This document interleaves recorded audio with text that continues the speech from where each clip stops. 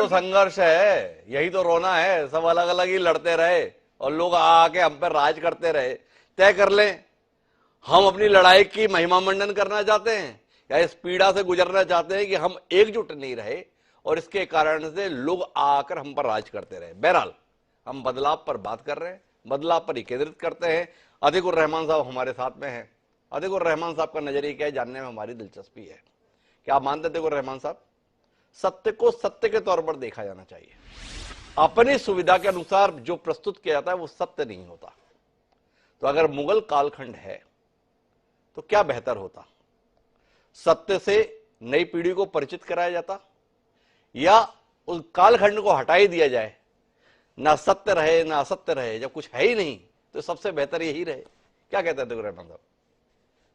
जी धन्यवाद डॉक्टर साहब। जी डॉक्टर साहब, दो तीन बातें बहुत ही मुख्य हैं यहाँ पर जिनको उजागर करना जरूरी है। जी। कहा यह जा रहा है और जो मुगल काल के ऊपर इल्जाम लगाए जा रहे हैं, जो तोहमत लगाए जा रहे हैं, जी उसको जानना जरूरी है कि उसमें हकीकत क्या है। जी।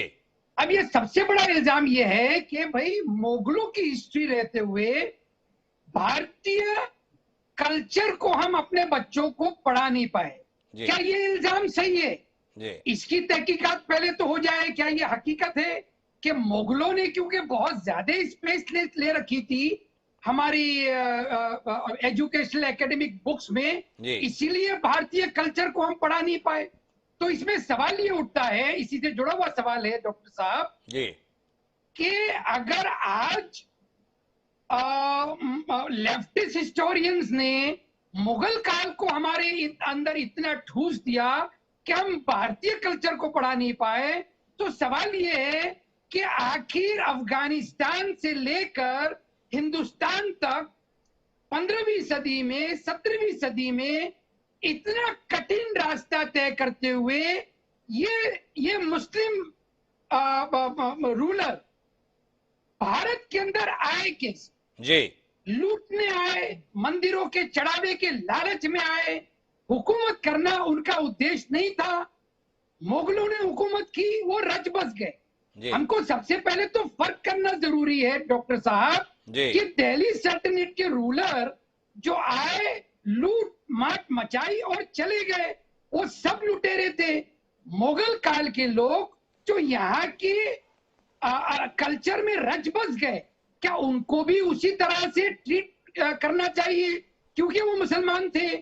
इसमें मुख्य सवाल जो मेरा आपकी तरफ ध्यान दिलाना है वो ये है कि आखिर जिस तरह अल बैरूनी लिख रहे हैं कि आखिर ये हमारा समाज, हिंदू समाज, हमारा कल्चर, हमारा पूरा के पूरा वर्ण सिस्टम इतना बटा हुआ था कि ये इतनी आसानी से पथरीले रास्ते आए, लूट माट मचाई और चले गए। इसके ऊपर रोशनी डालना जरूरी है।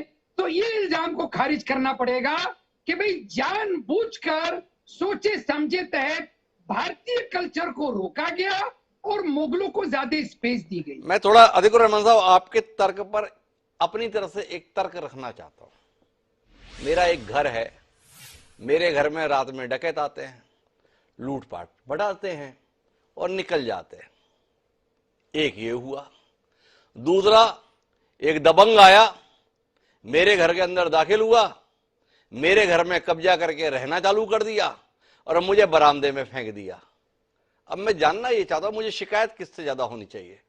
डकैत से होनी चाहिए जो आया था, लूटो और चला गया, या मुझे उस दबंग से होनी चाहिए जो मेरे ही घर में रच बस गया और मैं इस बात पर मुग्ध हो जाऊं कि कमाल का शख्स है, आया और देखो मेरे घर में कैसे रच बस गया? थोड़ा अतिकुर रहमान साहब रोशनी मिली जाए आपसे, किससे मेरी शिकायत ज्यादा होनी चाहिए?